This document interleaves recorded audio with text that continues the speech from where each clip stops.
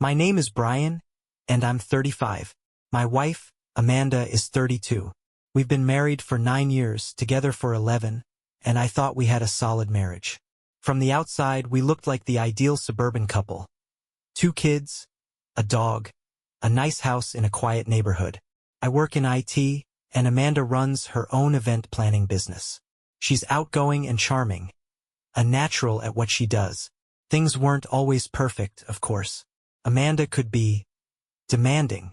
She had a way of twisting things to make them my fault when we argued, and she wasn't the most transparent person when it came to money or her schedule. But I figured every marriage has its challenges, right? Looking back, the first cracks appeared a year ago. Amanda started acting distant. She'd spend hours glued to her phone, laughing at messages or scrolling through Instagram. When I asked her what she was so engrossed in, she'd snap, "It's work. You don't need to interrogate me every time I'm on my phone." I brushed it off. She was busy. I was busy. Life was stressful. I had no reason to suspect anything, at least not then. That's when I noticed she'd started dressing up more. She'd always taken pride in her appearance. But suddenly, she was wearing outfits I'd never seen before and doing her makeup even for errands. I'd joke, "Who are you trying to impress, babe?" And she'd roll her eyes, calling me paranoid or insecure. But the weirdest part? She started working late a lot more. There were always client meetings or emergencies that needed her attention. And when she came home, she'd be exhausted but cagey, never wanting to talk about her day. I was frustrated but didn't press her. I trusted Amanda. Or at least I thought I did. Everything unraveled 2 months ago. Amanda was working late, again. So I decided to take care of some chores. As I was folding laundry, I heard her phone buzz on the kitchen counter. It was one of those notifications where a message preview pops up. I wouldn't have looked if her phone hadn't been locked but still lit up, displaying the text. It read, "Can't wait to see you again, babe. Last night was amazing." It was from someone named Derek. My heart dropped. Derek? That was her ex-boyfriend from college. I knew the name because she'd mentioned him a few times over the years, always brushing it off like he was ancient history. But now his name was glowing on her screen like a neon sign screaming, "Pay attention, Brian." I told myself not to jump to conclusions. Maybe it was harmless, a misunderstanding. But deep down, I already knew. Still, I couldn't help myself. I unlocked her phone. Don't ask me how, but when you've been married for nearly a decade, you figure these things out. What I saw confirmed everything I was dreading. There were dozens of texts between Amanda and Derek, dating back months. They weren't even subtle. Messages about meeting at hotels, inside jokes, and declarations of how much they missed each other. One message made me physically sick. "You always knew how to make me feel alive in a way Brian never could." I kept scrolling, my hands shaking, until I found photos. Selfies of them together. Amanda wearing that stupid red dress she claimed was for a networking dinner. Pictures of them at a bar, laughing. And one blurry shot taken in a hotel room, with Amanda lying in bed, smiling at the camera like she had no care in the world. I felt like the air had been knocked out of my chest. This wasn't just a fling. This was an affair, ongoing, planned, deliberate.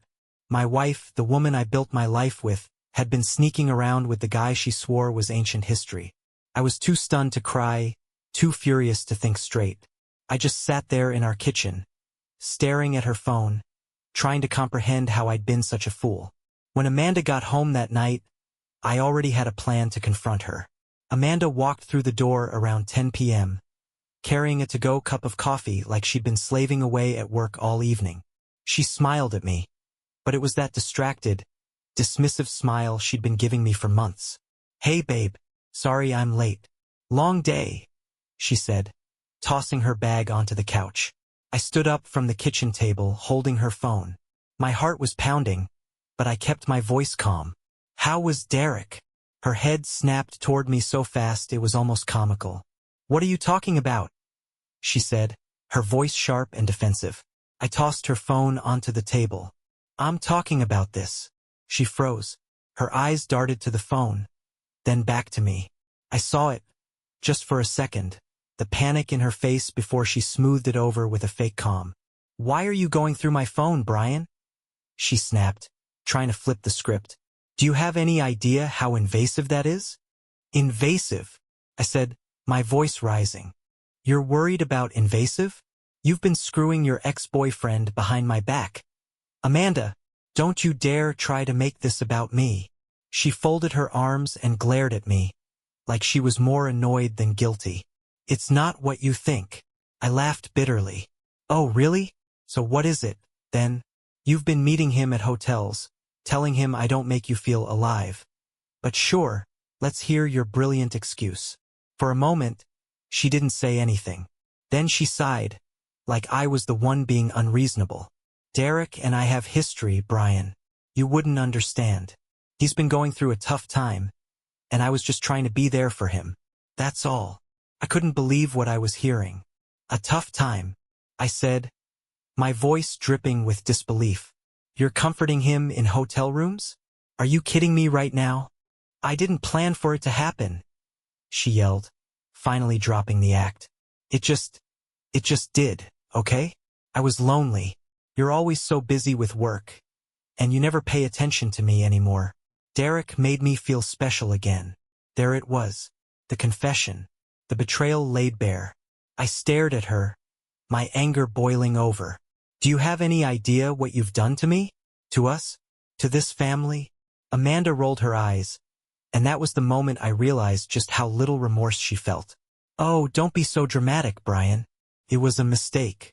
A few stupid nights that don't mean anything. Don't mean anything? I shouted. You've been lying to me for months. You risked everything for this, and you want me to believe it didn't mean anything? She shrugged, like this was just some minor inconvenience. I don't know what you want me to say. You're not perfect either, you know? I was speechless. This woman, the woman I'd loved, trusted, built a life with, was standing there, deflecting blame like she wasn't tearing my entire world apart. That's when I decided I wasn't going to let her get away with this. After that night, I knew one thing for sure. I wasn't going to just sit back and let Amanda steamroll me like this. Her total lack of remorse, her gaslighting, and that smug shrug she gave me when I confronted her, that was the moment something inside me snapped. I didn't yell anymore after that. I didn't threaten her or demand answers. I just said, fine, if that's how you want to play it. Then I walked upstairs, leaving her standing there looking confused. For the next few days, I played it cool. I acted like I'd accepted her half-assed apology and was processing. Meanwhile, I was working behind the scenes to set things in motion. Amanda thought I was the same naive husband she'd been fooling for months. She was wrong. First, I hired a private investigator.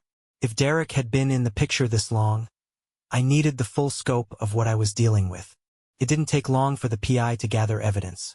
Hotel receipts, photos of Amanda and Derek together, and even a copy of a recent email exchange between them.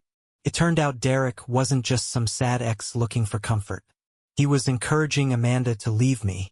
One email from him read, I know it's scary, but you don't have to stay with him out of obligation. You deserve to be happy, and you know that's with me. And Amanda's reply? You're right. I'm just waiting for the right time. It's complicated with the kids. But I love you. You know that. I felt like I'd been punched in the gut. She was planning to leave me. All the while, she'd been coming home, acting like everything was fine, sleeping in the same bed as me. But if Amanda thought she was going to walk away unscathed, she had another thing coming. The next part of my plan was financial. I started digging into our accounts and realized Amanda had been siphoning off money from our joint savings into a separate account I didn't know about. She wasn't just cheating on me emotionally. She was preparing to screw me over financially, too. I opened a new account in my name only and started redirecting my paychecks there. I also quietly met with a divorce lawyer. My lawyer was incredible. She laid out all the steps I needed to take to protect myself and our kids. But my revenge wasn't just about protecting myself. I wanted Amanda to feel the weight of her betrayal. I started planning an event of my own. See, Amanda's big client appreciation party was coming up. It was one of the most important events for her business, and she'd been working on it for months. She kept bragging about how it was going to boost her profile and land her new clients. I decided that would be the stage for her big moment of truth. The night of Amanda's client appreciation party, I played my role perfectly. I put on a suit, plastered a supportive smile on my face, and acted like the proud husband. Amanda was radiant, buzzing around the venue, making sure everything was perfect. She had no idea what was coming. The event was held at a fancy downtown venue, a sleek, modern space with floor-to-ceiling windows and a view of the city skyline. Amanda had spared no expense. There were catered hors d'oeuvres, live music, and a guest list full of influential clients and potential new ones. I bided my time, chatting with guests and sipping on whiskey to calm my nerves. Meanwhile, my secret weapon was waiting in the wings. About an hour into the event, once most of the guests had arrived and Amanda was in full hostess mode, I approached the DJ booth. I'd given them a flash drive earlier with a special slideshow. I wanted to play for Amanda as a surprise. The DJ, unaware of what was actually on it, happily obliged. The lights dimmed, and the DJ's voice came over the speakers. "Ladies and gentlemen, can I have your attention, please? Brian here has prepared a special surprise for Amanda, to celebrate all her hard work and dedication." Everyone turned toward the projector screen, including Amanda. She looked at me, surprised, but with a soft smile like she was touched by my gesture. The slideshow started innocently enough. Pictures of our family, sweet moments from our life together, photos of the kids. But then, the tone shifted. The next slide was a screenshot of one of Amanda's texts to Derek. "Can't wait to see you again, babe. Last night was amazing." A murmur rippled through the crowd. Amanda's face went pale. The slides kept coming. More texts, hotel receipts, photos of her and Derek together at a bar, and the email exchange where she promised she was planning to leave me. Gasps and whispers filled the room as the evidence played out for everyone to see. Amanda stood frozen, her mouth opening and closing like she was trying to find words. The clients and colleagues she'd worked so hard to impress were staring at her with a mixture of shock and disgust. When the slideshow ended, the room was dead silent. I stepped forward, my voice steady but cold. "I thought everyone here should know what kind of person Amanda really is," I said, looking directly at her. "This isn't just about what she did to me. It's about the lies, the deceit, and the betrayal of everyone who trusted her." Amanda finally found her voice. "Brian, stop. This is insane. You're ruining everything," she hissed, trying to grab my arm. I pulled away. "No, Amanda. "You ruined everything." With that, I walked out of the venue, leaving her to deal with the fallout. I didn't go straight home after the party. I needed to clear my head, so I drove aimlessly around the city for a couple of hours. My phone was blowing up the entire time. Calls and texts from Amanda, her friends, even a few mutual acquaintances who had been at the party. I ignored all of it. When I finally got home, the house was dark and quiet. Amanda wasn't there, which didn't surprise me. I went straight to bed, but sleep didn't come easily. Despite the satisfaction of exposing her, there was still an ache in my chest, a mixture of anger, sadness, and disbelief. How had it come to this? The next morning, Amanda came home. She looked disheveled and exhausted, like she hadn't slept at all. As soon as she walked in, she launched into damage control mode. "Brian," she said, her voice cracking, "what the hell were you thinking? Do you realize what you've done? I lost clients. People are pulling their contracts because of that stunt you pulled." I stared at her, barely able to believe the words coming out of her mouth. "What I've done," I said, my voice calm but icy. "Amanda, you destroyed our marriage. You humiliated me. I just made sure people saw the real you." She broke down then, crying and pleading. I'm sorry, okay. "I was stupid, I made a mistake. I wasn't thinking. Please, Brian, we can fix this. We can go to therapy, start over. Don't throw everything away." I didn't budge. "You didn't just make a mistake, Amanda. You made a choice. Repeatedly. For months. And don't act like you weren't planning to throw everything away. You were already planning to leave me for Derek." She looked like she wanted to argue but didn't. Instead, she just sat down on the couch, burying her face in her hands. I don't love him, Brian. I was confused, that's all. I love you. I love our family. But her words felt hollow. I couldn't trust her anymore. That afternoon, I met with my lawyer again and filed for divorce. I made sure I had everything lined up to protect myself and the kids.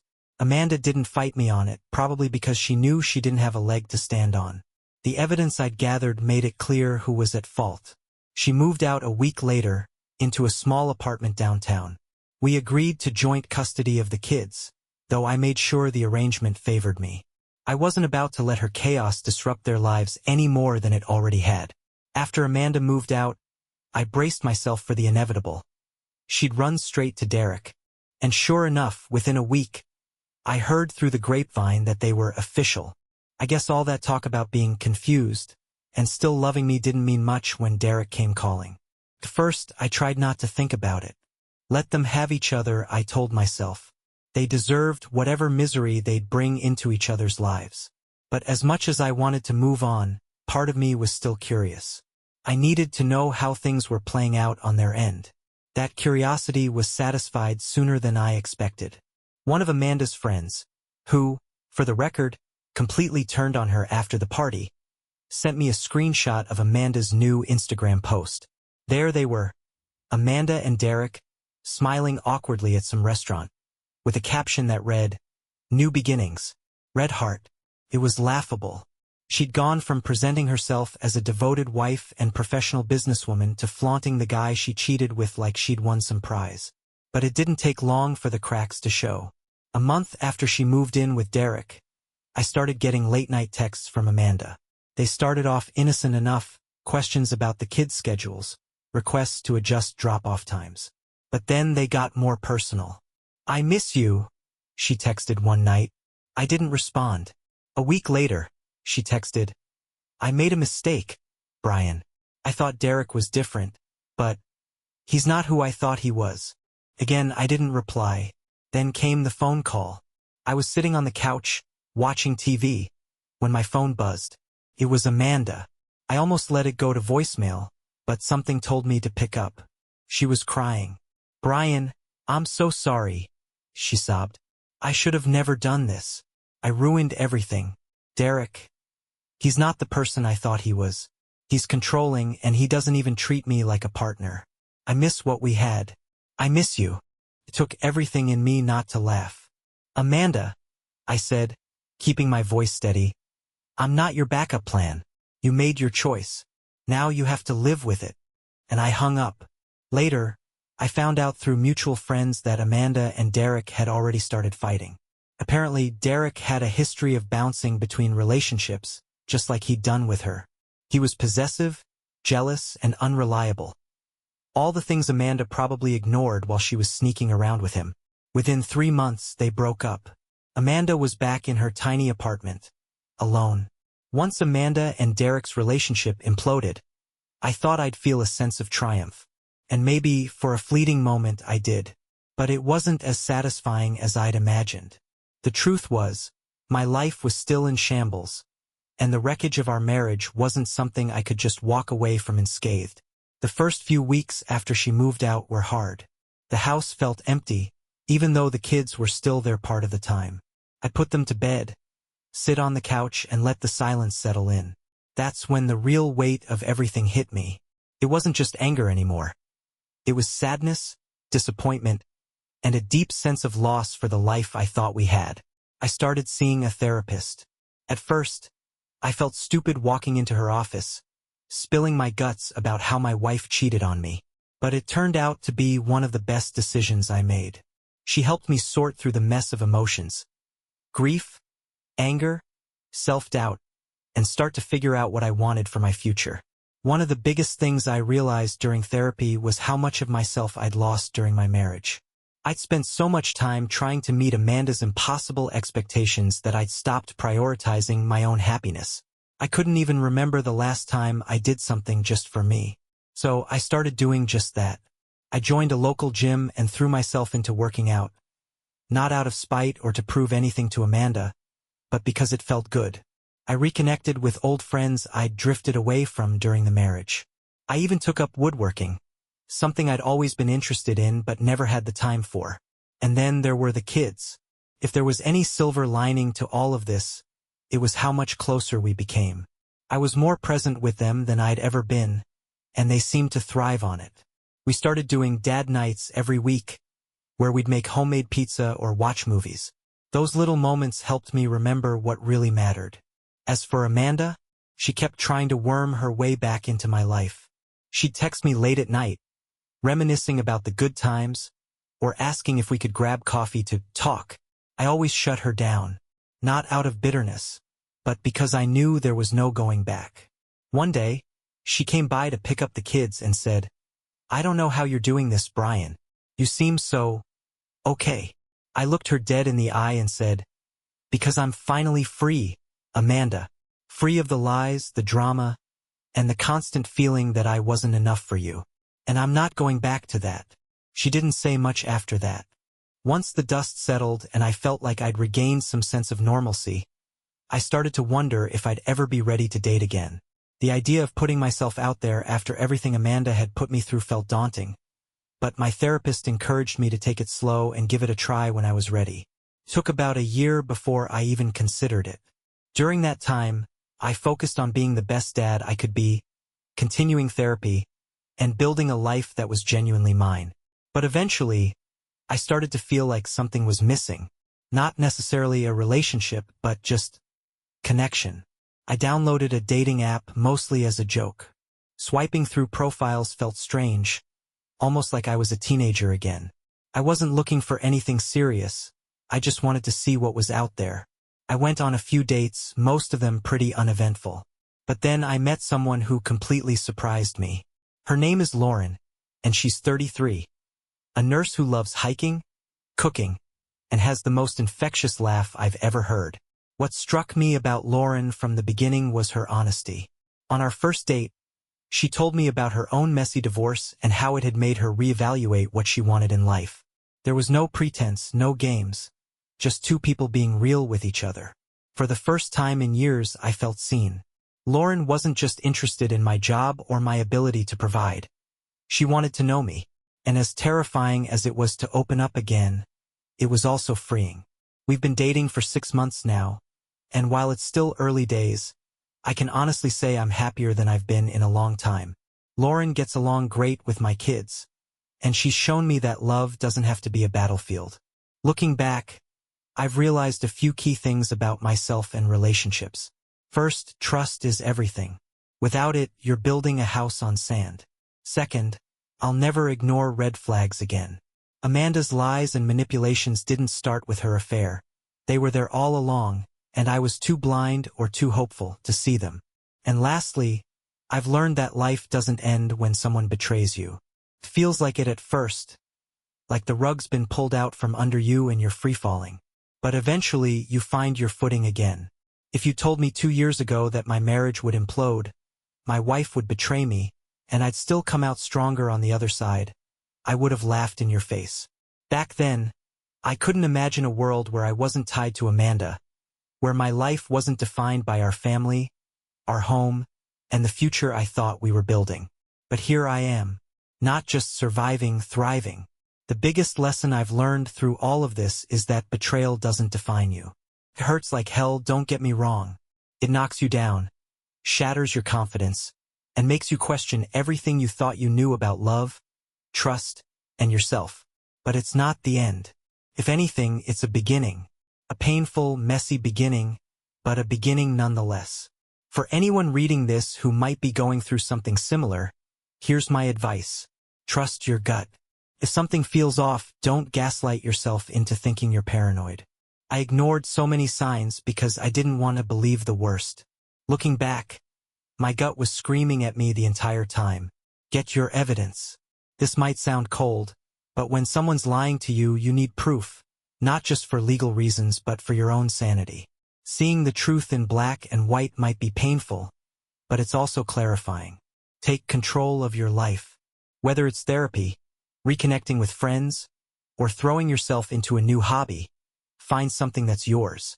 Don't let their betrayal become the defining story of your life. Forgive but don't forget. This one took me a long time. I'm not saying Amanda and I will ever be friends, but I've stopped hating her. That hatred was only holding me back. Forgiving her doesn't mean excusing her actions. It just means I've let go of the power she had over me. Don't rush into love again. Take your time. Heal first. Learn to love yourself before you try to love someone else. I don't know what the future holds for me, but for the first time in years, I'm genuinely excited about it. I have my kids, a budding relationship with someone who actually values me, and a deeper understanding of who I am and what I deserve. If you're reading this and you feel like your world is falling apart, just know this. It gets better. It's cliché, I know, but it's true. You'll get through it. And when you do, you'll be stronger than you ever thought possible. Thank you for staying with me. This crazy journey is finally over and I'm ready for what's next. Subscribe to the channel so you don't miss any more interesting stories. And leave a comment with what you would do in this situation. See you in the next videos.